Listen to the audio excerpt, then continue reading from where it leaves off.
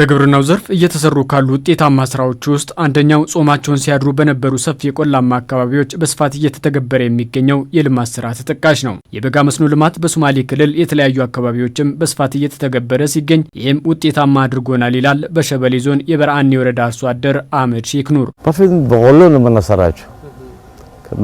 በቆሎ ደግሞ ዋጋ የለም። ዘይት ማነው ሩዝ ይሻላል፣ ስንዴ ይሻላል። በኋላ ሁሉ ነገር መስራት እንችላለን። በቆሎ እንሰራለን፣ ዘይት እንሰራለን፣ ሩዝ እንሰራለን፣ ስንዴ እንሰራለን። ሁሉ ነገር መስራት እንችላለን። ከረጅም ጊዜ የስደት ቆይታ በኋላ ወደ ሀገሩ የተመለሰው መሐመድ ሾማርም በጎዴ ወረዳ በመስኖ ልማት ስራ ላይ ተሰማርቷል። በተለይም ከሌሎች ኢንቨስተሮች ጋር በመሆን በ196 ሄክታር መሬት ላይ እያለሙ የሚገኙት የአትክልትና ፍራፍሬ ስራ ውጤታማ አድርጎናልም ይላል።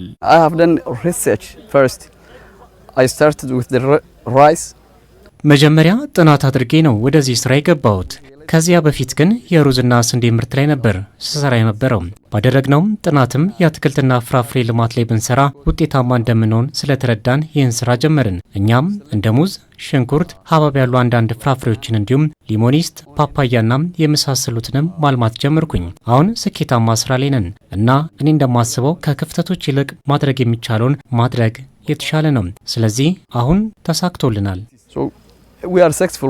በክልሉ ለእርሻ የሚሆን 10 ሚሊዮን ሄክታር መሬት መኖሩንና ከዚህ ውስጥም 2.4 ሚሊዮን ሄክታር መሬቱ በመስኖ መልማት የሚችል ስለመሆኑ ተጠቁሟል። ይህን ሀብትም በአግባቡ ለመጠቀም ያስችል ዘንድና የአርሶ አደሩንና ከፊል አርሶ አደሩን ህይወት ለመለወጥ እየተሰራ መሆኑም ተጠቁሟል። በክልላችን በዘንድሮ ወደ 1.7 ሚሊዮን ሄክታር ነው ለማረስ አቅደን እየተንቀሳቀሰን ያለ ነው። አብዛኛው አካባቢ ታርሷል። በተለይ የመስኖ ገብ አካባቢ የተለያዩ እቅዶችን ይዘን እየተንቀሳቀሰን ያለ ነው። በዚህ መሰረት እዚህ ዞን ላይ ብቻ ወደ 262,000 ሄክታር በዘንድሮ አቅደን እየተንቀሳቀሰን ያለ ነው። ከዚህ ውስጥም በክላስተር ዋና ዋና ሰብሎች፣ የአትክልትና ፍራፍሬ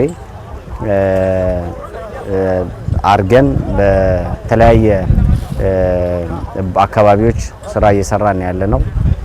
እንግዲህ ቅድም ካልኩት ከ1.7 ሚሊዮን ሄክታር ወደ 45 ሚሊዮን ኩንታል ለማግኘት ነው ተንቀሳቅሰን እየሰራን ያለ ነው። እንደ ሀገር በቆላማ አካባቢ የሚገኝና ሰፊ ለእርሻ የሚሆን መሬት ለበርካታ ዓመታት ሳይለማ መቆየቱን ያነሱት ደግሞ የግብርና ሚኒስትሩ አዲሱ አረጋ ናቸው። ይሁንና ባለፉት የለውጥ ዓመታት ለቆላማ አካባቢ ትኩረት በመሰጠት የእርሻ ስራን ለማስፋፋትና ከፍተኛ ልማት እንዲገኝ ለማስቻልም እየተሰራ መሆኑን አንስተዋል። እዚህ አካባቢ ሩዝን፣ ስንዴን፣ የተለያዩ ሰብሎችን ምርቱን ከመጠቀም ባለፈ ማሳ ላይ አልምቶ ከመጠቀም አኳያ የሰብሉን ቡቃያም ምንነቱን ማየት የተለመደ አልነበረም ማለት ነው።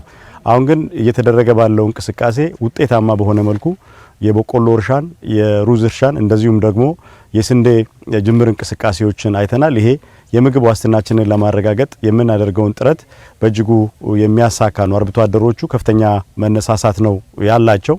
በየአካባቢው የክልሉ መንግስትም በሰርቶ ማሳያነት ባለሀብቶችን በማስተባበርና በማቀናጀት በኢንቨስትመንት እንዲሳተፉ በማድረግ እንዲሁም ደግሞ አርብቶ አደሮችና ከፊል አርብቶ አደሮችን ወደ እርሻ ስራ በማሰማራት እያደረገ ያለው ርብርብ ውጤታማ ስራዎችን መስራት እንደሚቻል በተጨባጭ ያየንበት ነው።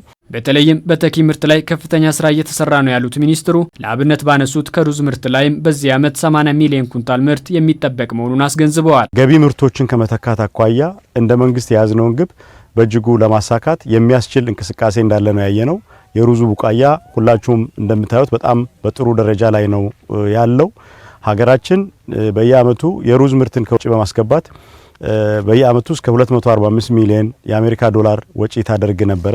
ይሄን ስራ ግን እንደ ኢኒሼቲቭ ወስደን እንቅስቃሴ ማድረግ ከጀመርን ጊዜ ጀምሮ እስከ ዘንድሮ አመት ድረስ ወደ 1.6 ሚሊዮን ሄክታር የሚሆን መሬት በሩዝ ምርት ለመሸፈን ተችሏል። ከዚህም ወደ 80 ሚሊዮን ኩንታል ገደማ የሚገመት ምርት የሚጠበቅ ነው የሚሆነው።